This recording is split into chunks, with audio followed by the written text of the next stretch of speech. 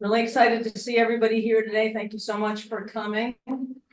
Especially those of you who are in green who know that we are just a few days away from St. Patrick's Day. So on March 2nd, 1975, I know that's a really, really long time ago, I was a senior at Wagner College in Staten Island, New York, and editor of the college newspaper. I went to New York City to be present at the first United Nations International Women's Year Symposium. It was a real thrill for me, first to be a tiny little part of history, and second, to meet a hero of mine, Judy Clemesrud of the New York Times, who both interviewed me and quoted me in her article. Right, something I still have to this day. It's not, I think I've been quoted in an article like twice. Days later, the UN would declare March 8th to be International Women's Day, and it has been celebrated every year since. 49 years later, we face International Women's Day in the same stance we were then: combative, fighting for our rights, striving for equality. Difference is, at the time, we were on the cusp of attaining it. The ERA had been passed 3 years before that. 52 years later, since the ERA got passed, the simple statement, equality of rights under the law shall not be denied or abridged by the United States or by any state, and I think that includes South Carolina, on account of sex. It is still not enshrined in the Constitution. To the contrary, our rights are abridged with alarming regularity.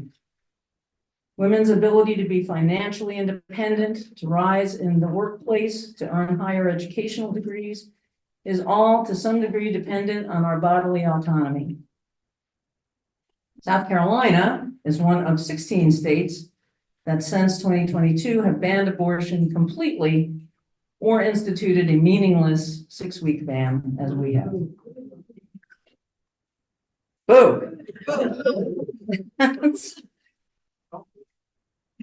Last summer, this group had a program entitled Reproductive Rights, What Now?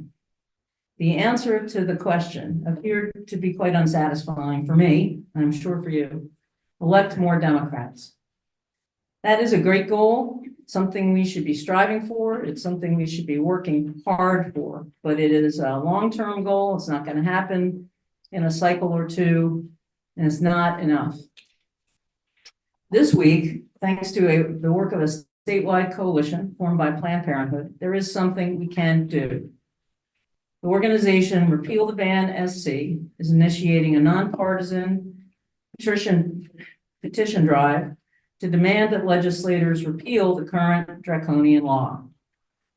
With its partner organizations, the League of Women Voters of South Carolina, the ACLU, WREN, the American College of Obstetrics and Gynecology, and the Palmetto State Abortion Fund, they hope to get a minimum of 100,000 signatures, maybe as many as 250, maybe more than that, depends how hard we work and how smart we do it.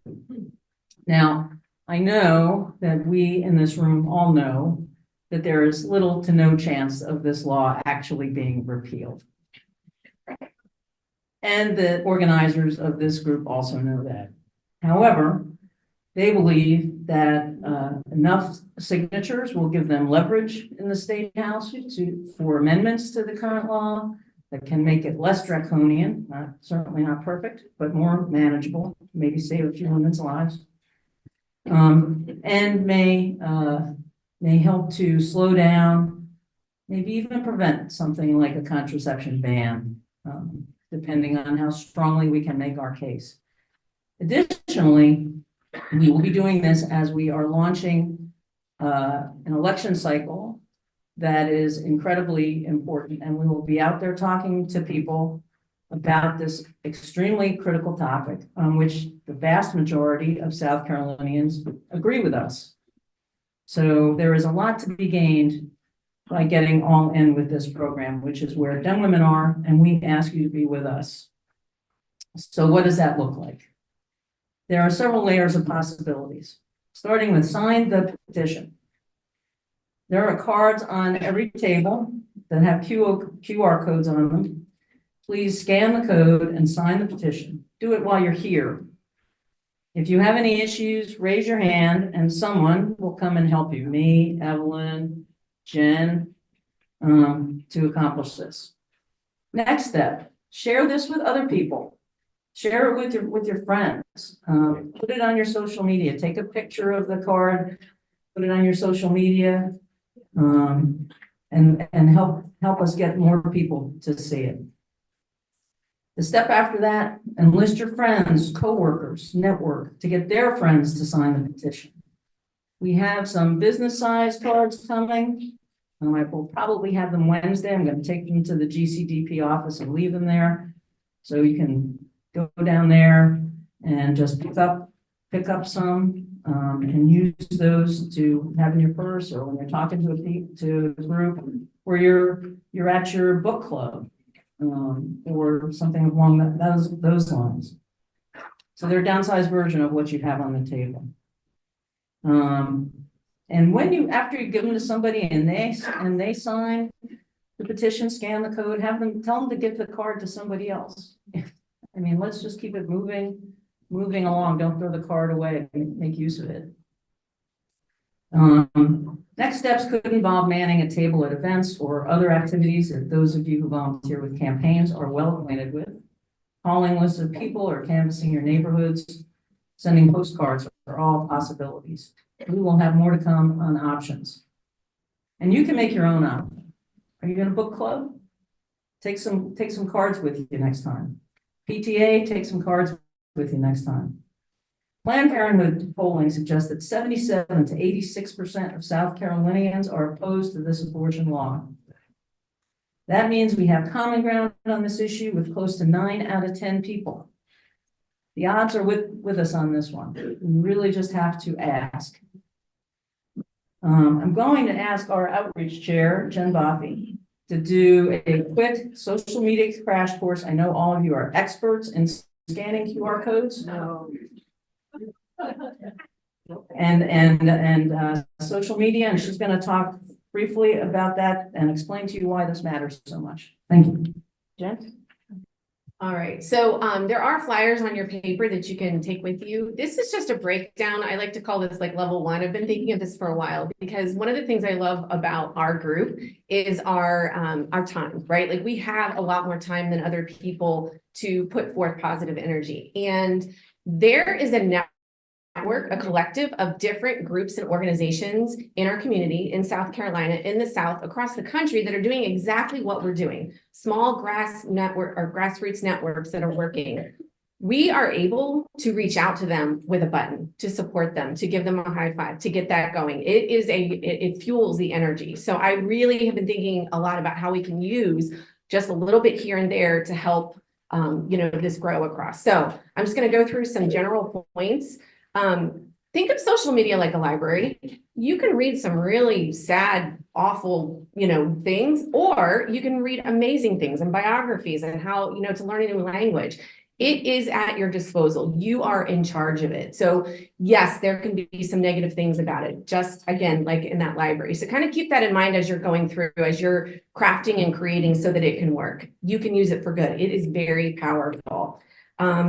Things within social media will change. Once we learn how to do something, they're going to change it. That is part of what they want to do. Our brains like novelty. They know that if you see the same old thing, you're going to get bored and leave. So they are actively changing it. So don't get frustrated if something that worked yesterday of commenting or clicking or liking doesn't work tomorrow. That's intentional. It's okay. We're not going to keep up. We're not supposed to. We just have to keep that flexibility and that, ability to kind of stay with it and rock and roll with it. I did put in there the blue link is a text. So that currently is valid, might change tomorrow on all of us, but that is a current piece. Engagement is currency in social media. That's what is going to get things going. And there's 3 simple ways, kind of the good, better, best model with that. To like a comment or a post is good. That is kind of our level 1. To comment on a post is our better. You don't have to write a paragraph. You can simply put a heart on there or a thumbs up or an applause or, praise or fire because you think it's, really a hot item, things like that. You can say good job. You can say I see that, so think about when a comment has that, it short and sweet can really, it also counts. The third way, the best way is to share it. When something gets shared, it's like, a gold star, a bonus prize. Within the algorithms of social media, that is a very high value. So that's going to not only share it with who you have, but it kind of gets it some bonus points so that it doesn't get lost in everything. It's kind of like, think of it at the library, the one on the front and the tables in the lobby as you walk in, like the more reviews it gets and the more interaction, the more likely it's to be at the front of the library there. To do all three is ultimate. Play a smart game. Yes, it's easy to get sucked in. There are rabbit holes. There are games of whack-a-moles that you'll start interacting with other people, trolls, bots, things like that. Again, like the library, don't go to those sections. Put a limit on. I'm going to do this, once a week for 10 minutes or, whatever works for you so that you are actively managing it. It can be overwhelming. You'll find incredible things on there, both good and bad. But again, you're in control there. Where you shine your flashlight is where you want to go. So yes, it can be really funny to see some of the memes, and I hope you all saw Saturday Night Live. Scarlett, yeah, they're awesome. But I try very hard on our feeds to stay high, to stay above all that. I don't have a lot of interest for us using our energy in just the sorrowful and the negative parts that are part of our world here. So if that's fun for you, you certainly can go there. But again, it's where you shine your flashlight, where you're going to go. All right, almost done. Just so you know, algorithms are the big complicated formulas that Meta and all the people in California are using to figure out what goes where. We're not going to try to figure them out because as soon as somebody does, they change them on us. But just so you know, their goal is to keep things new and fresh. You might not see our posts and our pages pop up within your feed, which is what's coming to you. So I suggest that every once in a while, you actively go to our pages and see what's there. The more you interact with our pages, the more you like it, share it, comment, the more you're all of a sudden going to see our content in your feed. That's how that works. But if you're like, wow, I haven't seen anything. This happened to a good friend of mine. Someone said, oh, did you hear so-and-so move? I'm like, no. And I looked and realized I'd been missing everything because I hadn't commented or liked in a while. So the algorithm pulled her information from her. So be active in visiting our pages. Posts, those are content that's put out by the organization. It will be put in different followers' feeds, again, based upon those very specific formulas. The more you interact, the more you're likely going to see it. A story is a little bit different. It is only going to be available to the public for 24 hours. And in both of those, I've got some pictures at the bottom. The left is Facebook, the right is Instagram. The posts are going to be on the page. The stories are going to be the little circles at the top. If you click on them, you'll kind of see like a little preview of them. Sometimes you can go further into that by visiting the post that originated from. I'm not going to kind of try to drown you in that, but just there's a difference between a story and a post there. Facebook is where you're going to have a lot more words. You're going to have links to articles. You're going to have people, sharing, different. So it's a little more content and has more substance there. When you share a post there, it's going to put it on your page, and then your followers may or may not see it based upon the algorithm of how they interact with your page. When you share it on Instagram, it does not go on your page. It simply becomes part of your 24-hour story. That's one of the circles at the top. At the bottom, like I said, on the left is Facebook.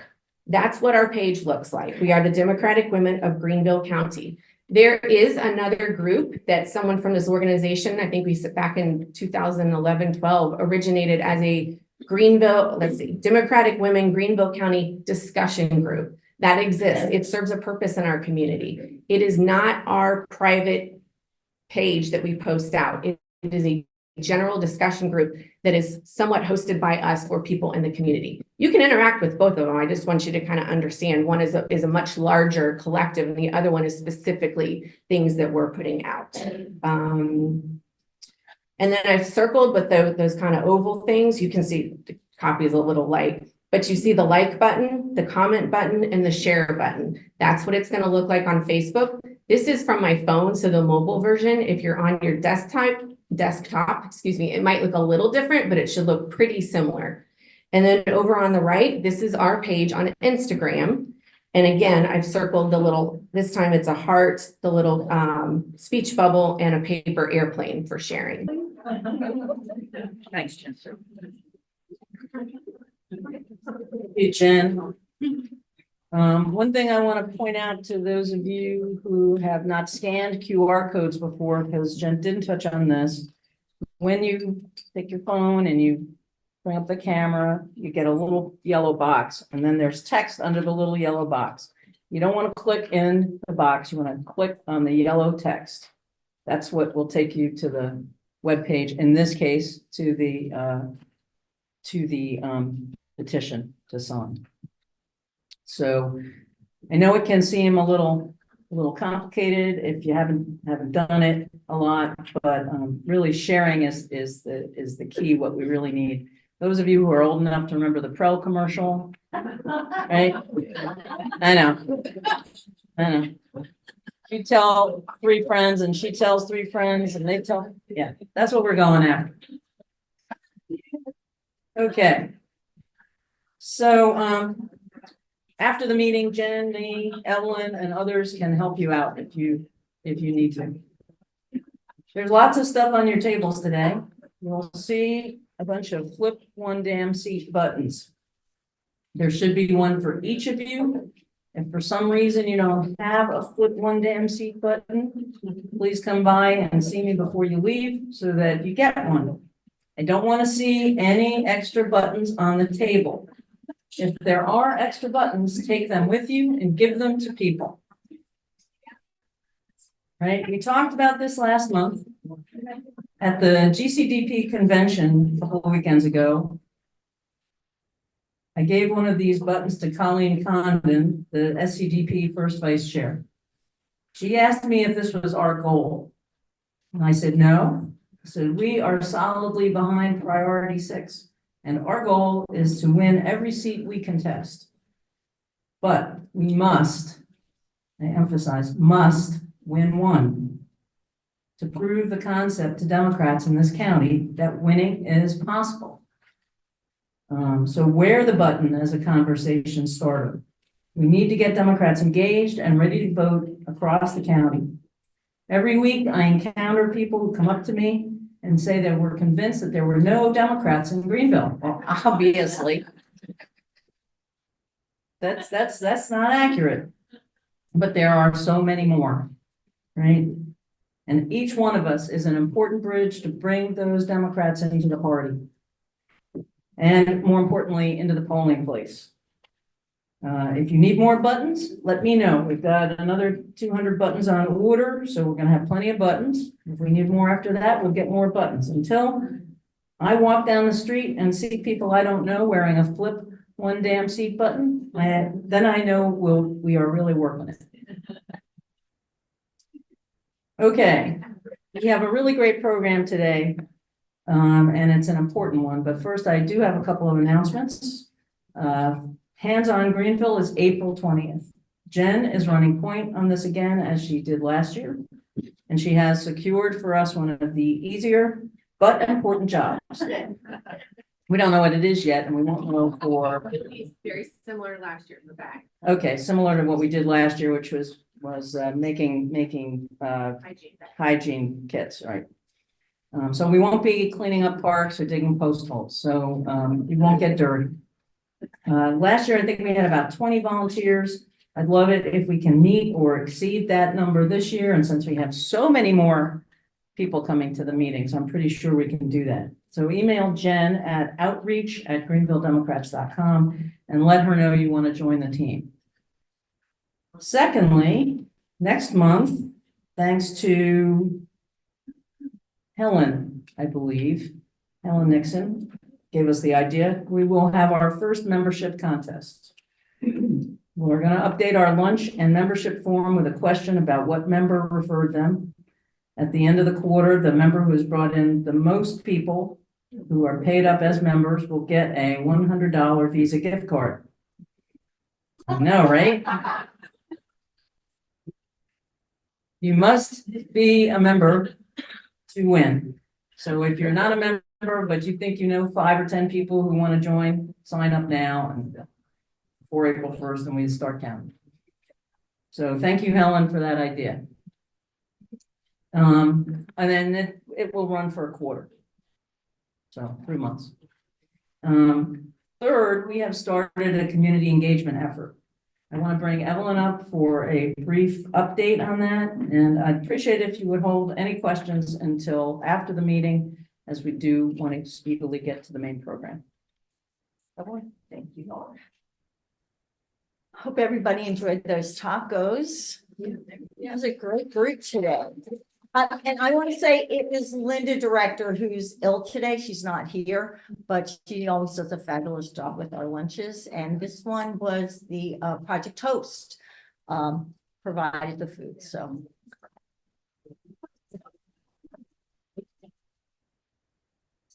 I'm working with the group in the community awareness and advocacy group. And I want to thank the folks who signed up last time or even before that. And that's Charlotte Abrams, Jean Lepere, Roxanne Cordonnier, Marie McKinney, Elizabeth Ard, Stephanie Pavick, Ann Thompson. Thank you for volunteering.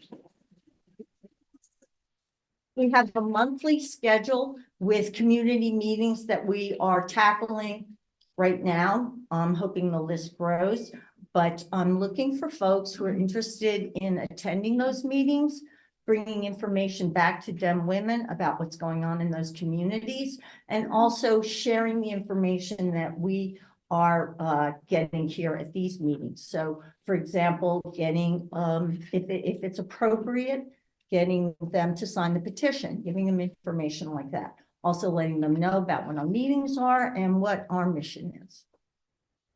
If you're interested in joining, we are specifically looking for some folks who already live in particular neighborhoods.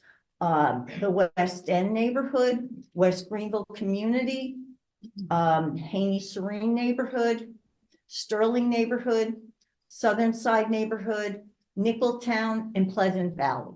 If you live there, I really would appreciate your participation in this group because you know the folks in those communities and you can have a connection with them and bring that connection to DEM women.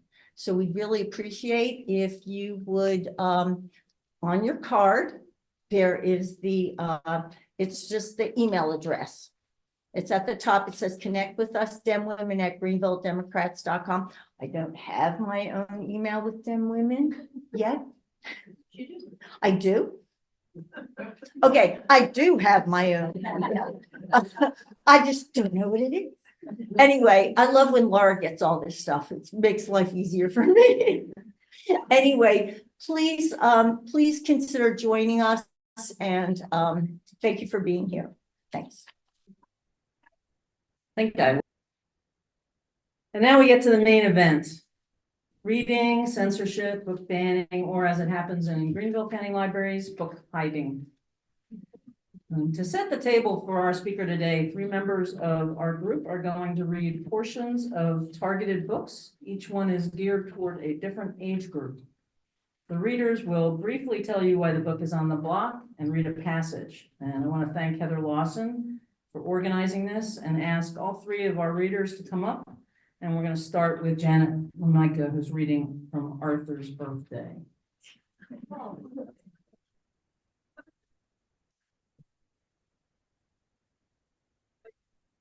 Arthur's Birthday.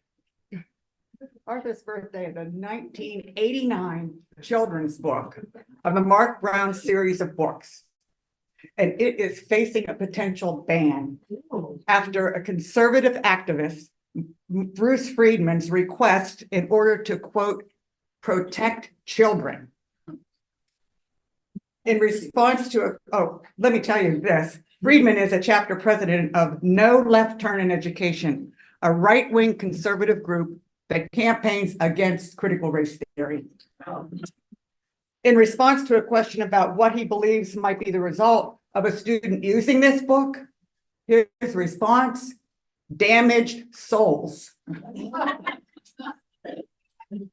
The story is about Arthur the aardvark and how excited he is to hand out invitations to his classmates. Buster, can you come to my party? Asked Arthur. Are you kidding? Said Buster. Of course. Grandma's making chocolate cake. I'll be there, said the brain. I love chocolate. How about me? Asked Binky Barnes. Oh, you're invited, and Francine too. Oh boy, said Francine. We can play spin the bottle. So Arthur continues to ask the classmates, and he finds out that a girl in his class, Muffy, is having her birthday party on the exact same Saturday afternoon. So what are the children to do? The boys all get together and they decide, whoops, they're going to support Arthur and all go to his birthday party. Well, Francine comes up to Arthur and said, I'm sorry, I can't go to your party. Muffy has got all the girls together and said, if you don't come to my birthday party, we're not friends anymore. Oh, so Arthur gets this big plan to get a surprise combined birthday party. And it was such a hit. All the children have a great time. And at the end, it's time to open presents. Time to open presents, said Francine. I picked this one out, especially for you. You have to promise me you'll use it right away. I will, said Arthur. I can't wait. So Arthur opens the present, and inside the box, there's a green bottle, and it's inscribed, Francine, spin the bottle. So the whole book, the entire book is about being inclusive of your friends, whether they're boys or girls or based on gender. Invite them all to your birthday party. Why is it being banned? I guess because it's been bottled. So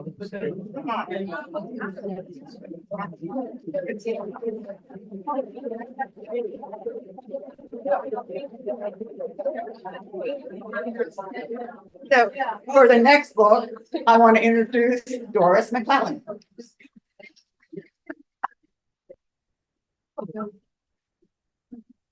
Well done. Yes, thank you. The Giver. Just want to show you. No, there's more than The Giver in this book, but The Giver by Lois Lowry, copyright 1993, is one of many books highlighted in Pat Scales' latest book. Pat is our guest speaker today. She wrote this, Banned Books for Kids, Reading Lists and Activities for Teaching Kids to Read Censored Literature. So a shout out to Pat. Yes. The Giver is required reading in many schools, but banned or challenged in 11,000 others for adult themes related to euthanasia, suicide, infanticide, sexual content, etc. However, The Giver has won many awards and was made into a movie in 2014 with Meryl Streep, Jeff Bridges, and even Taylor Swift in the role as Rosemary. Had to get that in. The setting is a futuristic utopian world run by a group called the Elders, who decide every aspect of everyone's life. They choose who a person will marry, what job they will have, and if they will have children. In this society, everyone is equal. There's no pain, no poverty, no conflict, no war. But there is no individualism, emotion, color, joy, or love.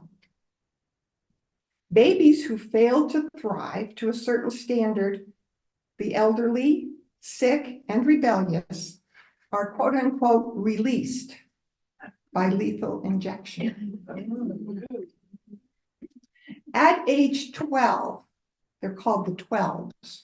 The main character, a boy named Jonas, is selected to become the receiver of memories from the past. There's only one in every generation to receive memories. And he receives them from an older man known as the giver. Many memories are very disturbing to Jonas, even horrifying, as when Jonas holds a friend mortally wounded in war. Others, like the scene of a multi-generational family enjoying Christmas, elicits this reaction from Jonas in chapter 60.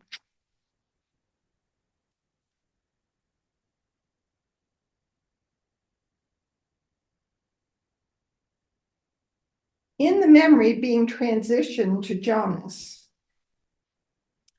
a small child goes and sits on the lap of an old woman, and she rocked him and rubbed her neck against his.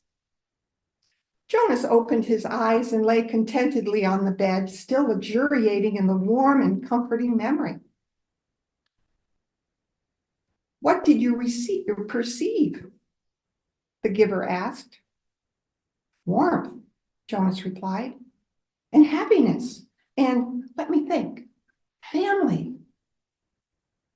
That it was a celebration of some sort, a holiday, and something else, I can't quite get the word for it. It will come to you, said the giver. Who were the old people? Why were they there? It had puzzled Jonas seeing them in the room. The old of the community did not ever leave their special place, the house of the old, where they were so well cared for and respected. They were called grandparents. Grandparents? Grandparents. It meant parents of the parents, long ago. Jonas frowned. But my parents must have had parents. I never thought about it before. Who are my parents of the parents? Where are they? Well, the giver explains a little bit about that. Okay, well, I guess it seems to work pretty well that way, doesn't it? All those parents of the parents being in the home of the old. The way we do it in our community, I guess that works. I just didn't realize there was any other way until I received that memory. It does work, the giver agreed. Jonas hesitated. I certainly like the memory, though. I can see why it's your favorite. I couldn't quite get the word for the whole feeling of it, the feeling that was so strong in the room. Love, the giver told him. Jonas repeated it. Love. It was a word and a concept new to him. Thank you.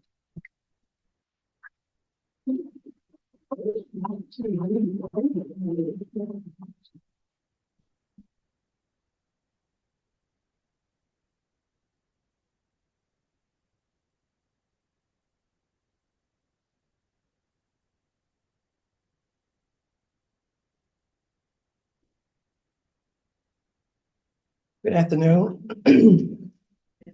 The book I chose, and I certainly don't know why, is The Bluest Eye by Toni Morrison. You know, she's a literary scholar, and I'm not. To me, her books are very complicated. You know, you really have to think. I don't know why I chose this book, because I don't have the capacity to think like she writes. But I'm going to tell you, the passages that I read, you might see why they banned the book. But this is for high school kids, ages 14 through 18. Okay, the first part of the book, I thought to myself, what is she talking about? Here is the house. It is green and white. It has a red door. It is very pretty. Here is the family: mother, father, Dick, and Jane live in the green and white house. They are very happy. See Jane. She has a red dress. She wants to play. Who will play with Jane? See the cat. It goes meow, meow. Come and play. Come play with Jane. The kitten will not play. See mother. Mother is very nice. Mother will play with Jane. Mother laughs. Laugh, mother, laugh. See father. He is big and strong. Father, will you play with Jane? Father is smiling. Smile, father, smile. See the dog. Bow wow goes the dog. Do you want to play with Jane? See the dog run. Run, dog, run. Look, look, here comes a friend. The friend will play with Jane. They will play a good game. Play, Jane, play. That's the first passage. The second passage is quiet as it's kept. There were no marigolds in the fall of 1941. We thought at the time that it was because Piccola was having her father's baby, that the marigolds did not grow. A little examination and much less melancholy would have proved to us that our seeds were not the only ones that did not sprout. Nobody's did. Not even the gardens fronting the lake showed marigolds that year. But so deeply concerned were we with the health and safe delivery of Piccola's baby, we could think of nothing but our own magic. If we planted the seeds and said the right words over them, they would blossom and everyone would be all right. It was a long time before my sister and I admitted to ourselves that no green was going to spring from our seeds. Once we knew, our guilt was relieved only by fights and mutual accusations about who was to blame. For years, I thought my sister was right. It was my fault. I had planted them too far down in the earth. It never occurred to either of us that the earth itself might have been unyielding. We had dropped our seeds in our own little plot of black dirt, just as Piccola's father had dropped his seeds in his own plot of black dirt. Our innocence and faith were no more productive than his lust and despair. What is clear now is that of all of that hope, fear, lust, love, and grief, nothing remains but Piccola and the unyielding earth. Charlie Breedlove is dead. Our innocence is too. The seeds shriveled and died. Her baby died too. Nuns go by as quiet as lust, and drunken men and sober eyes sing in the lobby of the Greek hotel. Rosemary Villanuccia, our next door friend who lives above her father's cafe, sits in a 1939 Buick eating bread and butter. She rolls down the window to tell my sister Frida and me that we can't come in. We stare at her, wanting her bread, but more than that, wanting to poke the arrogance of her eyes and smash the pride of ownership that curls her chewing mouth. When she comes out of the car, we will beat her up, make red marks on her white skin, and she will cry and ask us, do we want her to pull her pants down? We will say no. We don't know what we should feel or do if she does, but whenever she asks us, we know she is offering us something precious and that our own pride must be asserted by refusing to accept. That's another.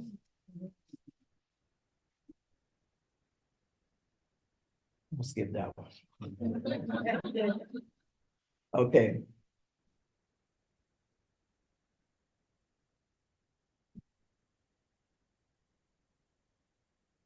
Skip that one. One more. Yeah, I'm trying to find it. Okay. We had just started elementary school. She said she wanted blue eyes. I looked around to picture her with them and was violently repelled by what I imagined she would look like if she had her wish. The sorrow in her voice seemed to call for sympathy, and I faked it for her. But astonished by the desecration she proposed, I got mad at her instead. Until that moment, I had seen the pretty, the lovely, the nice, the ugly, and although I had certainly used the word beautiful, I had never experienced its shock, the force of which was equal by the knowledge that no one else recognized it, not even or especially the one who possessed it. It must have been more than the face I was examining, the silence of the street in the early afternoon, the light, the atmosphere of confession. In any case, it was the first time I knew beautiful. Had imagined it for myself. Beauty was not simply something to behold, it was something one could do. The bluest eye was my effort to, then this is the author, effort to say something about that, to say something about why she had not or possibly ever would have the experience of what she possessed and also why she prayed for so radical an alteration. Implicit in her desire was racial self-loathing. And 20 years later, I was still wondering about how one learns that. Who told her? Who made her feel that it was better to be a freak than what she was? Who had looked at her and found her so wanting, so small a weight on the beauty scale? The novel pecks away at the gaze that condemned her. Read book.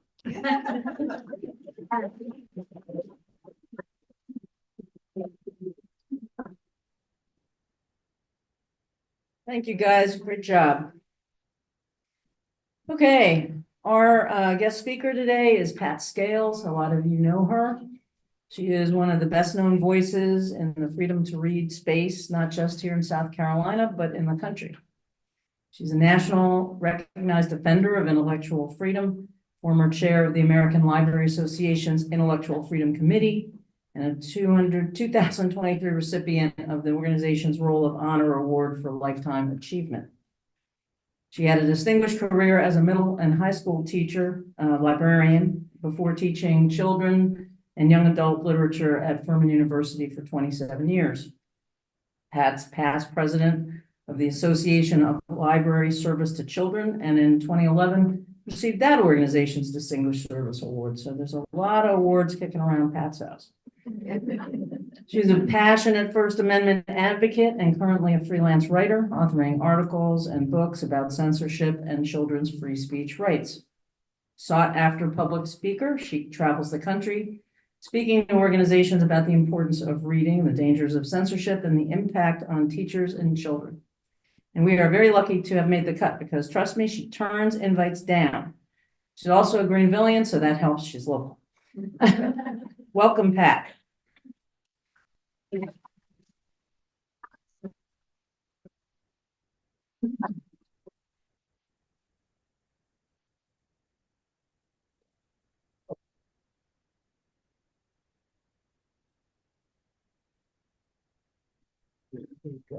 Now just which way to forward here. Yeah. Okay. You're gonna, okay, all right. Thank you. It's good to be here. This is a big topic and one I could spend whole classes teaching. I did once at Furman, an entire class just in this. So today I have 30 minutes to give you really just a brief overview is all we can do. But I want to tell you that the problems that we're in right now were started roughly. I mean, we've always had censorship problems in this nation, but with Moms for Liberty, and most of you may know about this organization. There is a chapter in Greenville, by the way. And they were formed in just 2021, so that's not that long ago. And they now have chapters in 42 states. They have vowed to not only affect what books are read in public school and public libraries, but they also have vowed to affect local elections. And they have somewhat. However, we've had a little good news this year. I do know in some places where they have had their candidates, they had candidates running, they have actually lost the election. They lost 4 seats they ran for in Virginia, one area of Virginia. I just heard they lost a seat in Bucks County, Pennsylvania, which has been a really rough place for us. And they're trying hard. We've got 2 on our school board here in Greenville County, so we need to be very aware. But we're at a crisis point in this nation. And so what I'm going to do today is briefly examine the national issues because how they are affecting our state issues and our local issues, because they are. And it is very much of a national issue. Take a look at this map. The states of Utah, Texas, North Dakota, Missouri, Florida, and yes, South Carolina. These are the states that have the leading number of cases of censorship. Texas started it all, pretty much. And so many of our, especially Republican governors and legislators, follow what Texas is doing. I think our numbers rose from Beaufort, around the Beaufort area, Berkeley County, and Horry County. It's where we can really track the greatest number of cases in our state. And I will tell your success in Beaufort a little bit. Did anybody watch 60 Minutes? Yes, wasn't it amazing? And then of course they were in the Beaufort area. I hope they are watching Texas somewhat.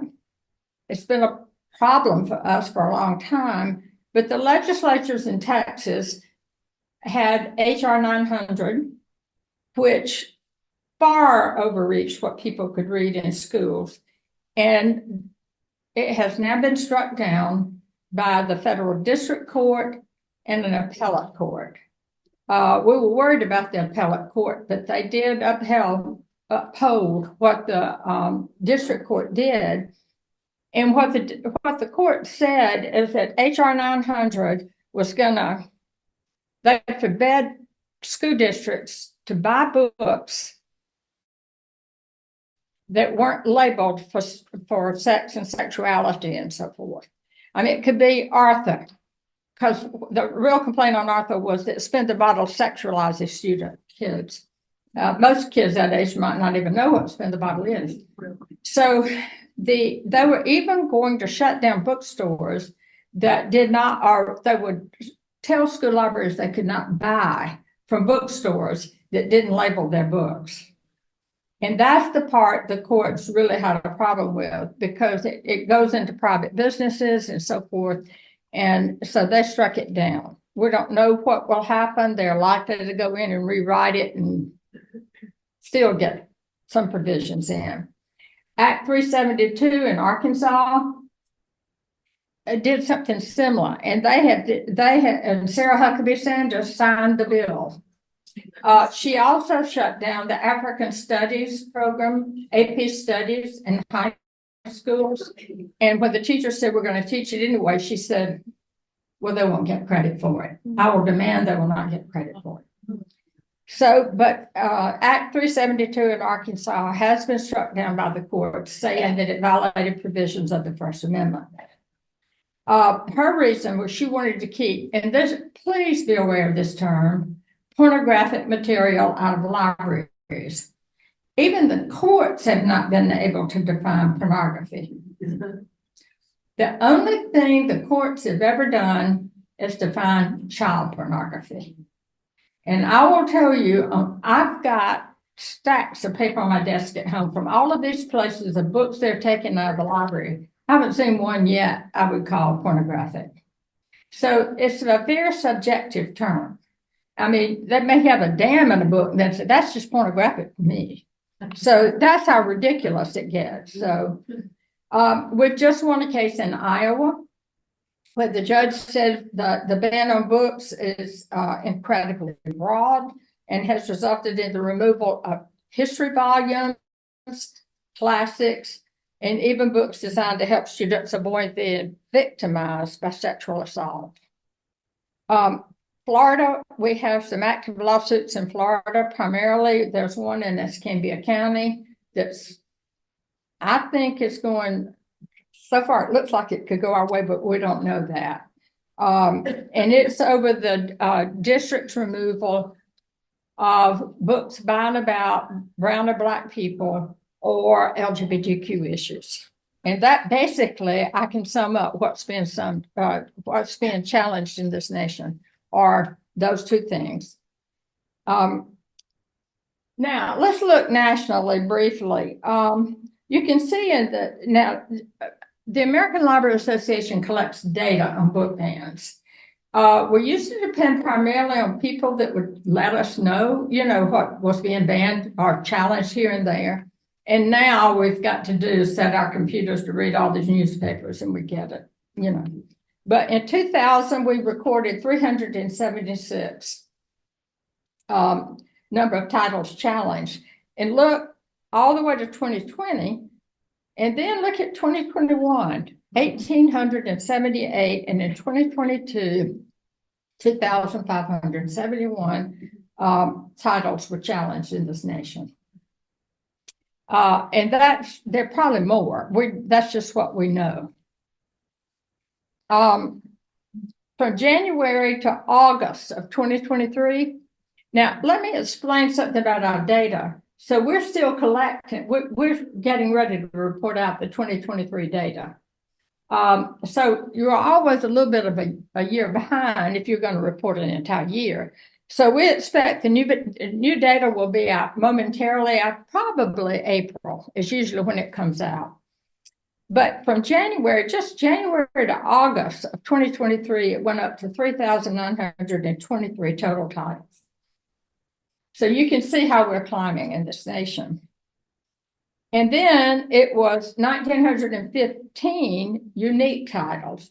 And that means we're getting titles challenged multiple times. So what might be challenged in Escambia County and then in Beaufort, South Carolina, different. That's one title might be done. But 1,915 unique titles are targeted for censorship. Then there 92% of the books challenged were part of attempts to challenge multiple titles. So this is what's happening. For example, All Boys Aren't Blue, that caused a big ruckus in Florida, has now shown up in all the different states like Texas and South Carolina. The Bluest Eye is one that keeps showing up on all of the lists. And I Know Why the Caged Bird Sings by Maya Angelou. And they're challenged in almost every state for the very reasons that I just gave you, LGBTQ issues of Black or brown people.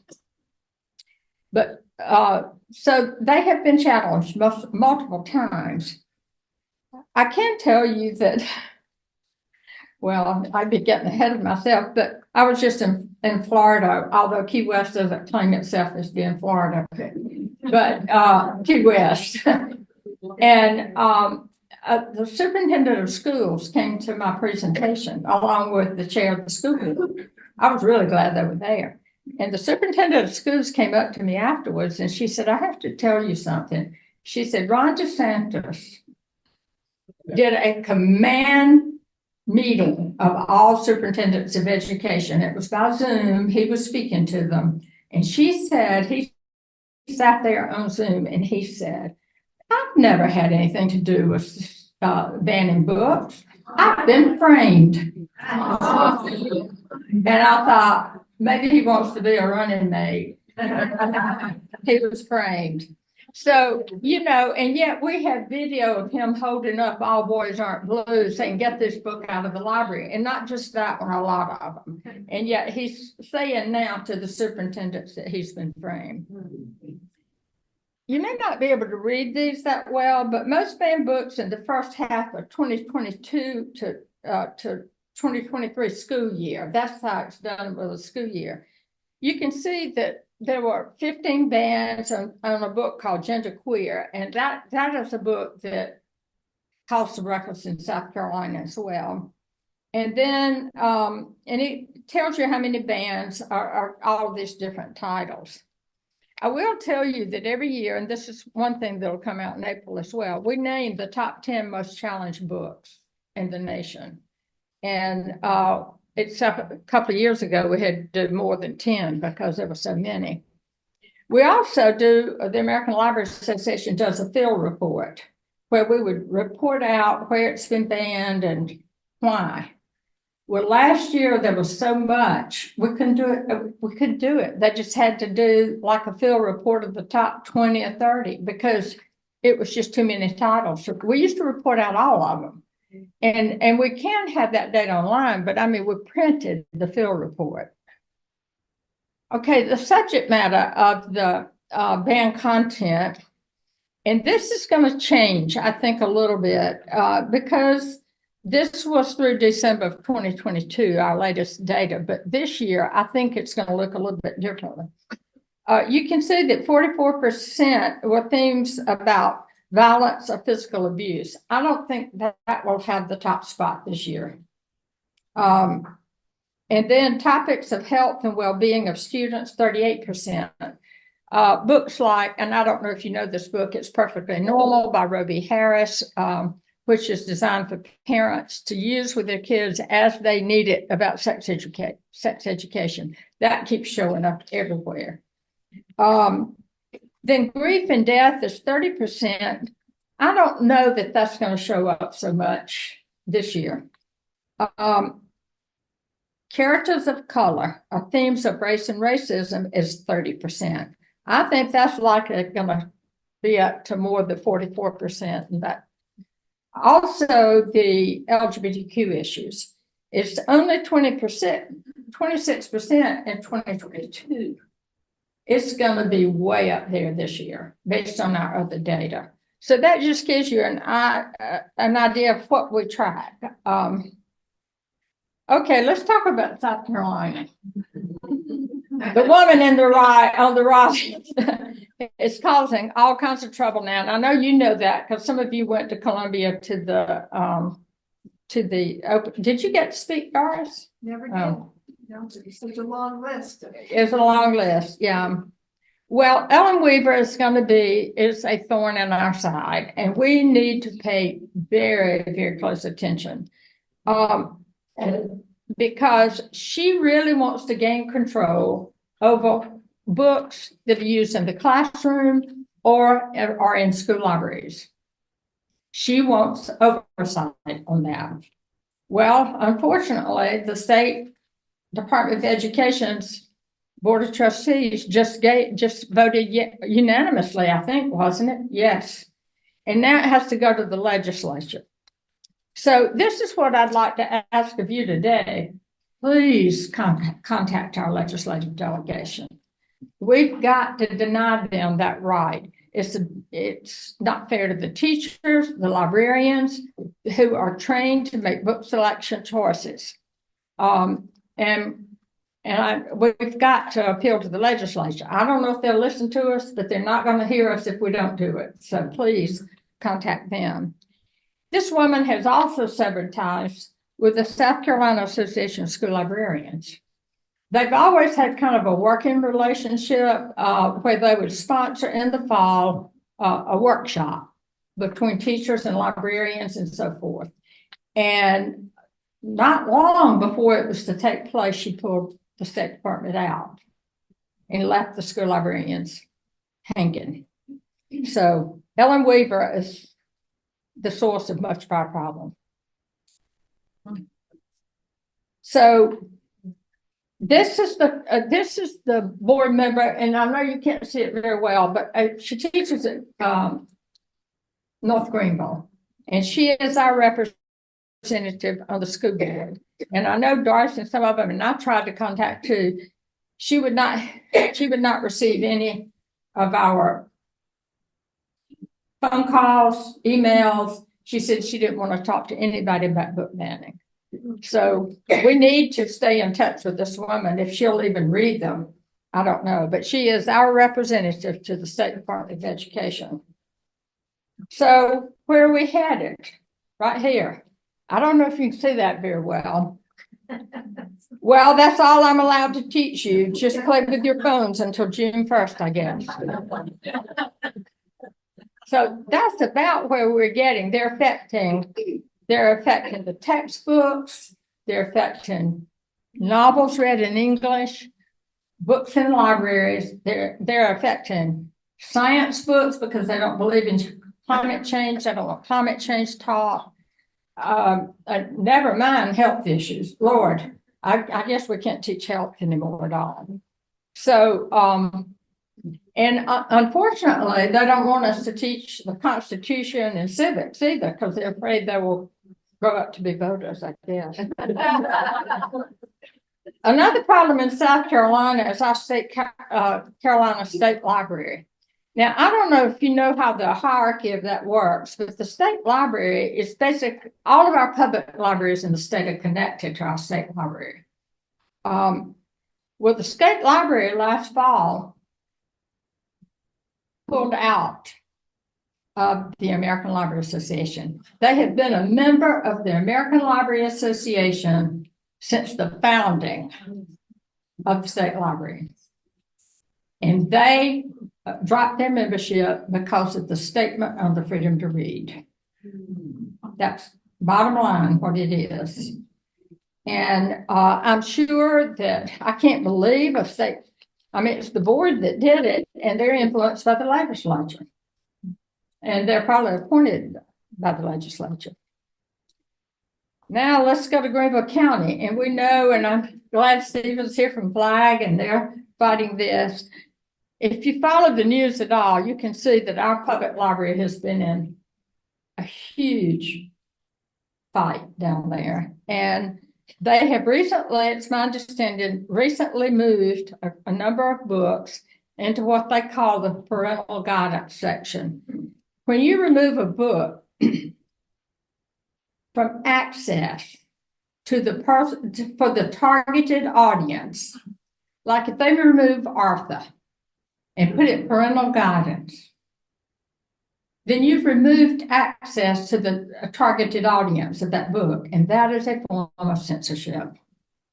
That is a definition of censorship, removing access. So these books, they want to put parental guidance. Who's to say a child might need something in one of those books and they can't get it unless they can get a parent to go to the library with them and so forth. So they have recently done that. They tried to remove some of them, and I think they got a little bit nervous about the actual removal. But now we've got to prove to them that removing access is the same thing as removal. It is, in my view. So please stay up to date on what's happening in our public library. I have been in talks with a public library trustee who told me he did not think that there would be any more censorship because they've been threatened with a lawsuit. But they're failing to see that what they're doing is censorship. So it's up to us to let them know that that's what they're doing. Then I know you can't see their pictures very well, but this is Greenville County School Board. Two of these members are Moms for Liberty. And I wish, I tried to call someone last night and I didn't get them to tell me the names of the two because she does know. And I forget, but I will keep us up to date on who those two are. I'll eventually find this person. Thank you. I'm sorry, what?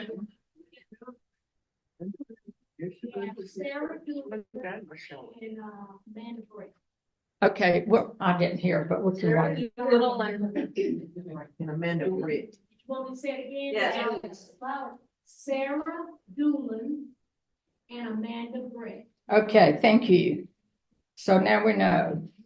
I will tell you this, that I'm very troubled by our school board in a lot of ways. And it's not the first time over the years we've had many, many problems.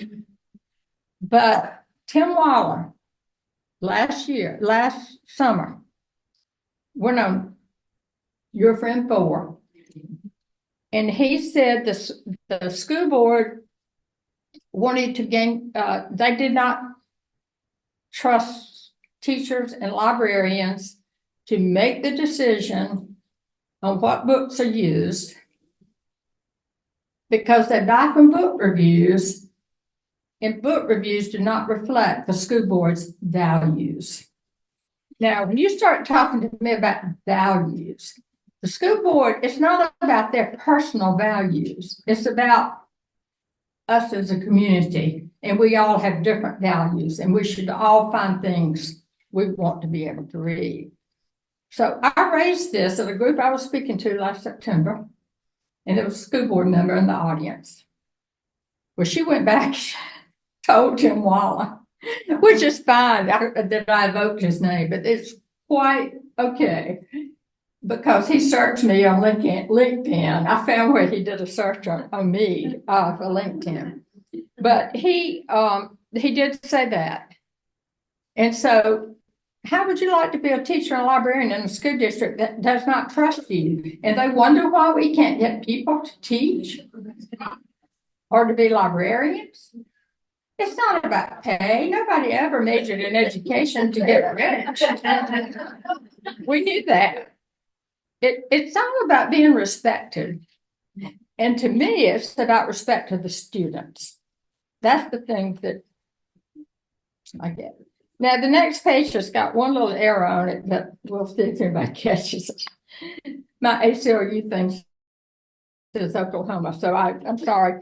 I was doing something with Oklahoma, and that's why it's on the page. But these are advocacy groups that I would urge you to pay attention to. The National Coalition Against Censorship is in New York. Their website is very informative about all kinds of censorship issues.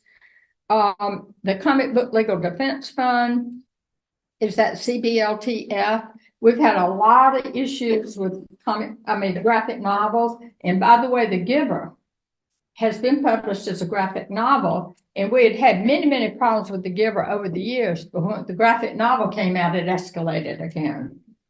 PEN America is a group of writers and people in the publishing world, and they have a current lawsuit going on. That they're the ones behind the lawsuit in Escambia County, Florida. And then, of course, we know that ACLU. We've heard from the ACLU in South Carolina, and we need to stay in touch. There are some student activists in our that we need to pay attention to, and I love it when these kids want to get involved. We have banned books clubs starting all over the nation, led by kids. And so if you know kids who'd like to get involved, it doesn't have to be through the school. They can do it in their neighborhoods. They can do it among people they know. I know of some, not here, but little neighborhood free libraries, you know, those that are just for banned books. And that's the way we could really go after it if we wanted to sponsor one of those. But the group I really want to tell you about, because I'm really, really proud of them, is DALO. It's an acronym for Diversity, Awareness Youth Literacy Organization. And it started in Beaufort, South Carolina, after over 100 books were removed from the library down there. Well, they were already focusing on diversity, which is great, doing little activities to promote diversity in their community. But when this happened, they attended every single school board meeting after they pulled all those books. And they demanded that their policy be followed. Now, all school districts have policies for reevaluation, but they violated their policy just like most school districts. Right now, everybody's violating their policy. And so all they demanded was that each book be read, that a committee read each book. And if you saw 60 Minutes, you saw the community members reading those books. Well, I was sorry 60 Minutes didn't focus on DALO because they've done an amazing job. And all but 5 of those books have been reinstated. They couldn't find anything that they wanted. Well, a shout out to DALO, and I saw where they just won some award in Columbia, a state event. They are the 3 that I met last summer, the 3 DALO kids had just graduated high school, but one's at the College of Charleston, and she's working with a high school in Charleston to start their own DALO group. So Free people read freely. And notice libraries are the second defense of freedom. Reading is the first. So these are just, it's a quick overview. Laura, how am I doing on time? Let's get to the Q&A. Okay, I want to just do one last thing.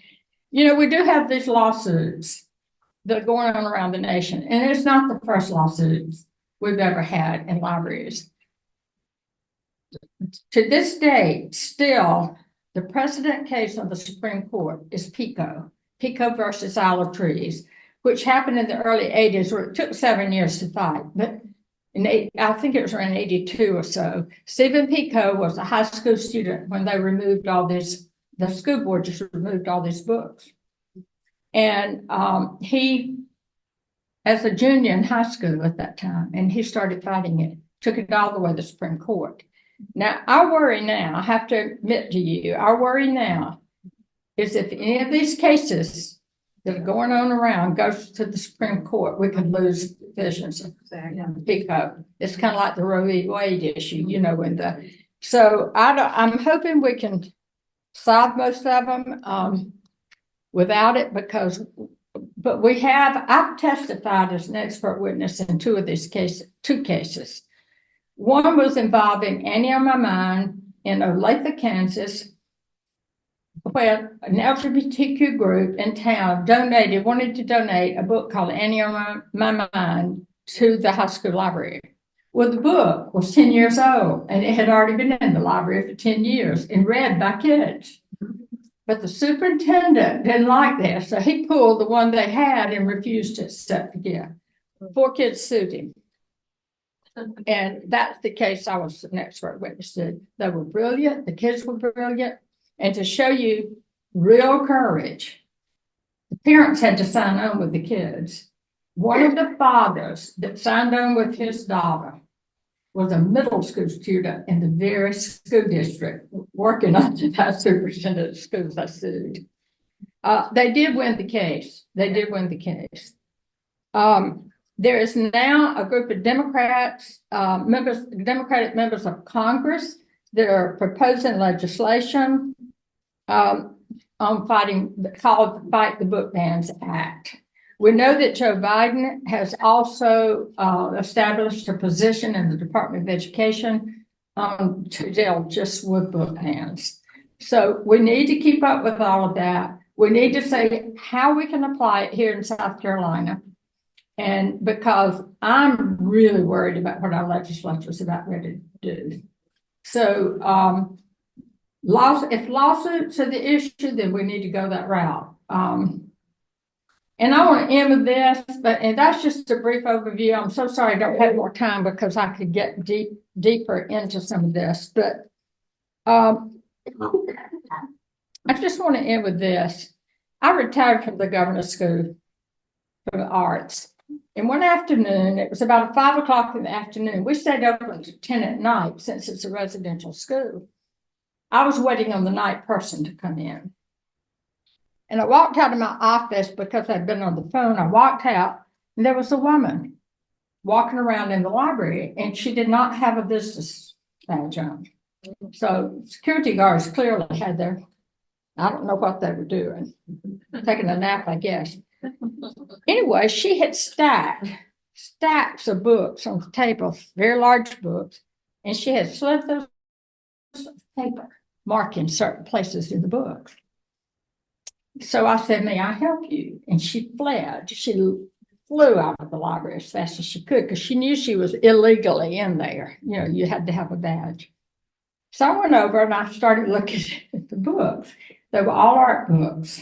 And all of the plates where she marked them were nude paintings, like Michelangelo's David.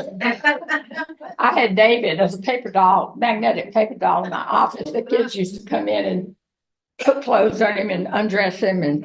But anyway, on top of one stack, she had a copy of Rolling Stone, and she had removed it from the magazine rack. And she circled the label with blue ballpoint pen, had my name on the label, And then because they had to know when the mail came in where to send it, and my name was on the label. She had a big arrow pointing to it, to my name. And she had in big block print, "This is the reason." So, you know what? I'd like to find that lady. Because I would like to thank her because I loved being the reason.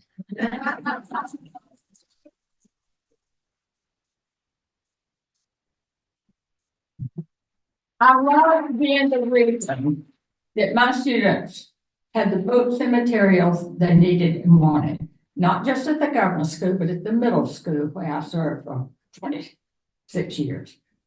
So everything I ever did to fight for these kids, I did it. I did it for them because they were always my reason. So I want to appeal to you today to be the reason. We do not have to be a teacher or a librarian to be a reason. We need to be the reason those librarians and teachers are protected, as well as the students they teach. So thank you, and I'll be happy to.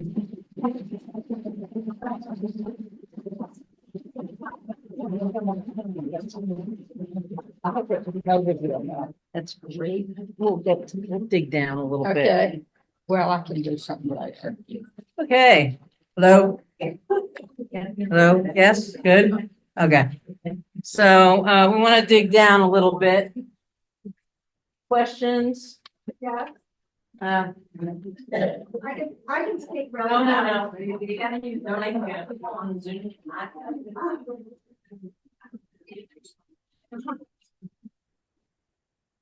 Thank you so much. Okay, I mean, this is still good, all, is it? I can't hear it. Yeah. Hello. Okay, first of all, thank you so much, Pat. A product of the, well, as a teacher in Greenville County for a long time.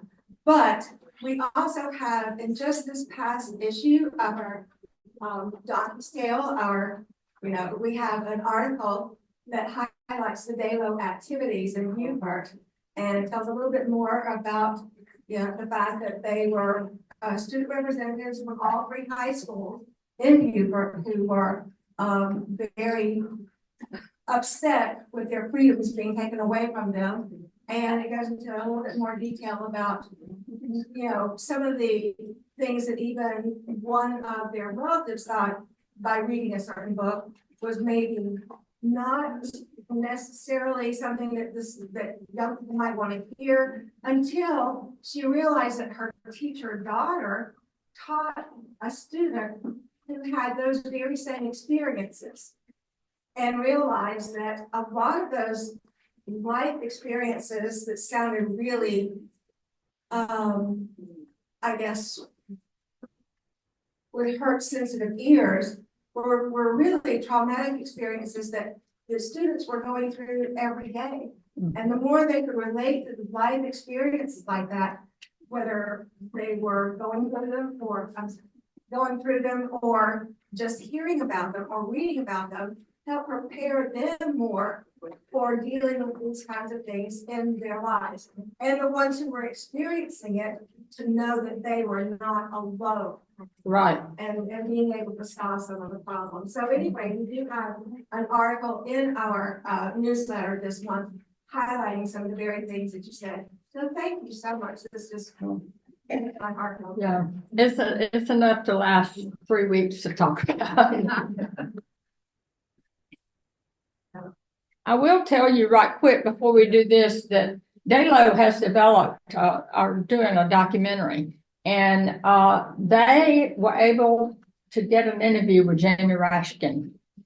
And one of those DALO students I met is now at Georgetown, and Jamie Rashkin was so impressed, he's already asked her to be an intern in his office.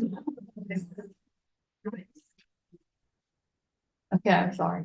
Yeah, in Anderson, are you aware of what happened in Anderson County last week? No, Okay, so, get somebody, okay. Somebody had come to the board meeting to the library board a couple times last year to get books banned, and the board didn't ban them. So what they did next was appeal to the county council to add conservative seats to the board. we've been that route too. Okay, all right. Yeah. And so there was 3 weeks of people coming up and talking and advocating on both sides, and they added the seats, of course. So is it typical for library boards to make decisions about what books come into the library? I would like to think it's not typical about what can be placed in. They would probably vote on a challenge. Usually what happens when a book is challenged, like someone that wants it out of the library, they should be filling out a form. And it goes before, in the case of the public library, I think there's a committee of librarians that are employed by the library system. In Greenville County Schools, it's both employees and some community people. And then they read the book and make a recommendation to the board. But what's happened is the board is overlooking all of this and taking it in their hands. Based on the topics, they just don't want anything on that topic in the library. So this is another case of where they're violating their own policies. Or in some cases, they rewrite their policies to make it fit what they want. So it is typical for people to go before a school board or public library board, but they should take it through the process. And we know it's not happening. It's not happening at Greenville County Library right now.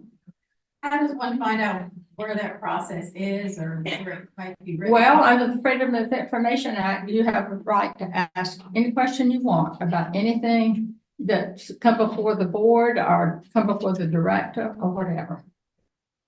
And it may not take filing a Freedom of Information. You may just go there and ask. The proc center has asked that I ask if anybody here parked in the pickup booth. Apparently there are a couple of cars parked there and it's creating a lot jam, so anybody parked. Wouldn't think so, because we've been here for a while. Park the pickup booth. Oh, okay. We got time for like 1 or 2 more questions. Oh, okay. Could we possibly get an email with maybe some verbiage to send to, we need to send it to prevent this? I didn't hear that very well. Yeah, we've been getting power. I think we're looking for talking points to send emails to Ellen Weaver. Or to legislative officials.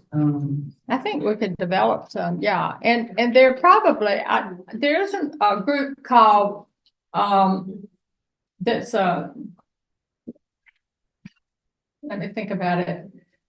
Unite Against Book Bans, and they have a website. It's a national website. If you go on, I think they have talking points that we could craft them to fit our need. You know, it may give some initial language, but then we could craft it to fit our need. But that's a great website, and you should go on because it reports out a lot of things. Let me ask you, Pat, if we have any more questions that we don't get to because we are running a little bit behind, Email them. can we email them to you? And so if anybody has a question we're not getting to now, if you email it to me at demwomen@greenvilledemocrats.com, I will get it to Pat and we'll get answers for you.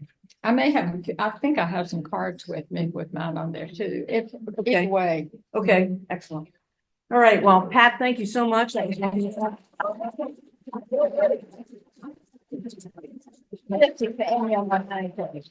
okay.